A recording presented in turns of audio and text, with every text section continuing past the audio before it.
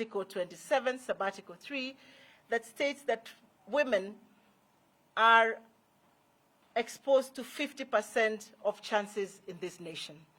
So we are not demanding, we're just asking our candidate to refer to that article and be generous and kind enough. And because we know he's a man for women, he's a he for she, that he gives the deputy president role to the women of this republic, and women of this republic will forever be grateful to him. He will go down in history as the one president who said that he will make a new paradigm shift, and he will put women in the pedestal where they duly belong and the space that they have fought for many years. And on that breath, I want to thank women who have gone before us, Charity Ngilu, Mama Mwilu here, Martha Karua, who was with us earlier, and many other women whose shoulders we stand on. It is through your struggles, it is through your sweat, your blood, and sometimes your tears, that today we have these spaces as women to even have the confidence to then ask for the next step, which is the deputy president of this republic. This is just not a meeting about the deputy president of this republic. It's also a meeting where we are now bringing our thoughts together, having been in the grassroots. What are the things that have come out? We have been out in the campaign trail now 2 months. So we have grassroots women here, and we are sharing their insights. What are the things? It's a session where we are introspecting and asking ourselves, what are some of the things that are going very well in the Raila Amolo Odinga's campaign or in the Baba's campaign? What are the things we're not doing too well? How can we quickly, we only have a few days to the election, what can we quickly do to ensure a Baba presidency come August? And some of the things, if I may just highlight, some of the things that are coming out from the grassroots women is that women want to be involved, not just in the political process, but also as stakeholders in the economic activities of this nation. Women want to be involved in the baking of the cake. For instance, we have the 30% AGPO opportunities. How many of them actually go to the women that deserve these opportunities on the ground? And one of the wish lists we have for Baba is that Baba should have a proper training program for women to be trained on how to capitalize on these AGPO opportunities at the grassroots level. And that these spaces, AGPO will be ring-fenced even in his government. And the women movement will also be ready to be trained on how, for instance, to get those procurement opportunities so that then women can be partakers of the economic activities of this country. We're also saying as women that as we move into the next dispensation, women are looking at not only being partakers of the economic space, but also the political space. Like I have said, improving, we know we have been talking about the 1/3, 2/3 gender role. And today the women are saying to us, we are not looking for 1/3 anymore, we are looking for 50-50. We are looking for 1:1. We are looking for half of those opportunities.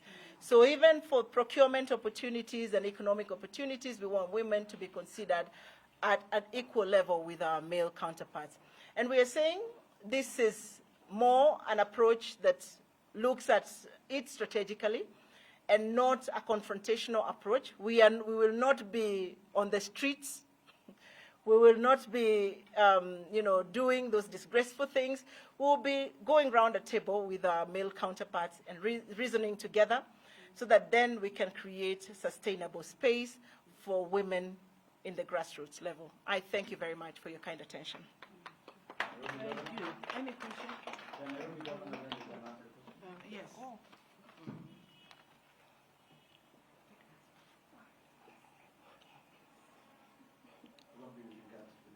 Sorry? Okay. What I can say is it is under our Constitution, Article 27(3) of our Constitution. It's very clear that we as women, we have our 15. When you used to have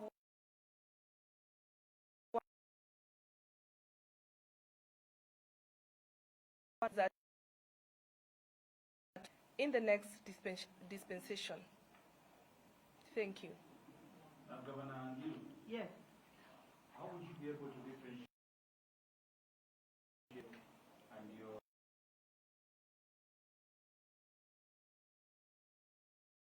I think you see any of that, what you have talked about here.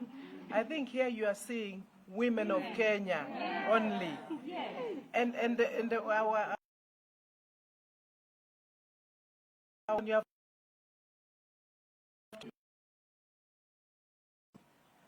because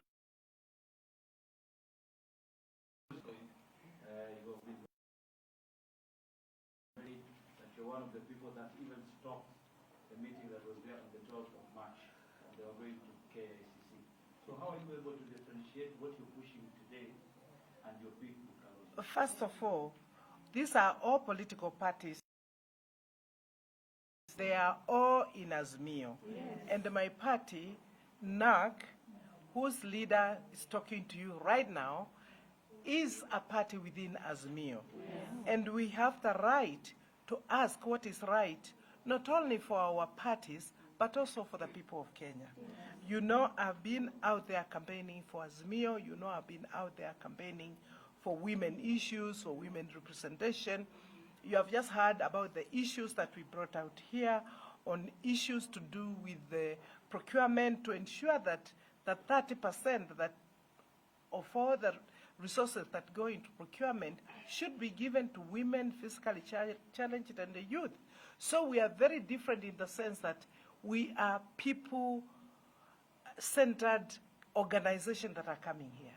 And the women issues are very different from other issues, and that's why we are appealing.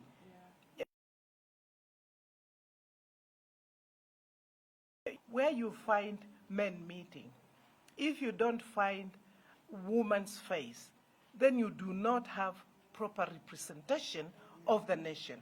And this is representing half the nation.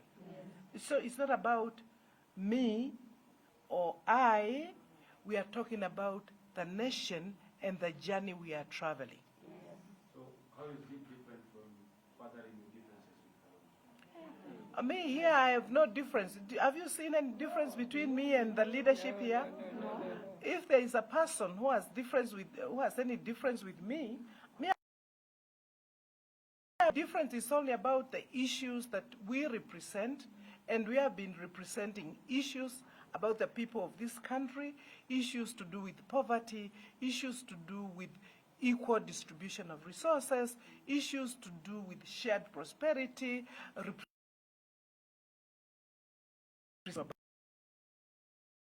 doing here. And therefore, if there is myself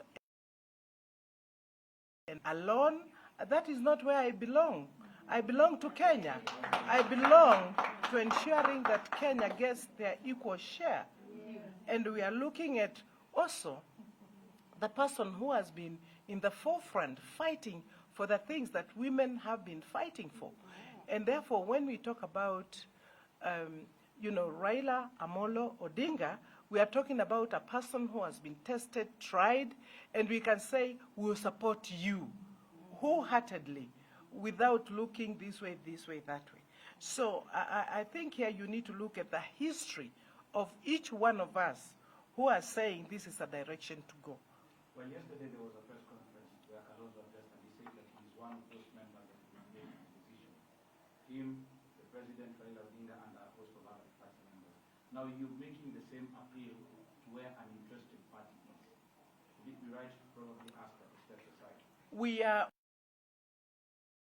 You have seen all the women who have been meeting here, and they are not only the ones who are standing here. I'm just saying that we have come together to look really used to ensure from where they are in the villages, in ensuring that we sell Baba's agenda. However,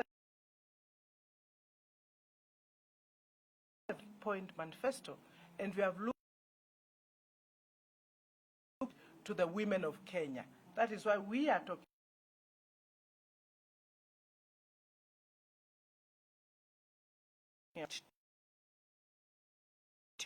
equal opportunities for all